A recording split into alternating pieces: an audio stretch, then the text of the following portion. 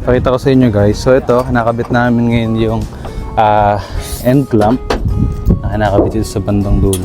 Ayan, dito siya kinakabit. So as you can see, ayan. Yun. Tirik na tirik ang araw. Ano yun? Sobrang init dito. Magandang umaga po, magandang maglulubid umaga. na lang tayo para Ongoing ang aming installation dito sa Evergreen Subdivision. Hindi pa pantay dito.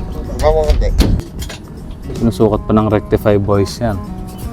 Ito naman, kakabit natin ng mid clamp saka mga grounding washer para grounded yung ating solar.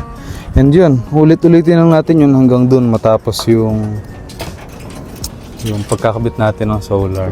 So AE German po yung gamit natin dyan. German panel po ito. Ito lang kuya, isa okay na yun. Kuya, yan. ang pogi mo naman. Thank you. Ano pang ginagawa mo dyan? Bali, sinusok natin ang PB wire para malinis signal. So paano ba mangyari dyan kung di mo masuksok na maayos? Eh di, ano siya dito sa bubong, sa sayad. Nasayad. So, pangit tignan. Iwasan natin yan. Yes. Kaya kailangan, lagi secure ang natin. Salamat. Salamat po Kuya Binks. Welcome, sir.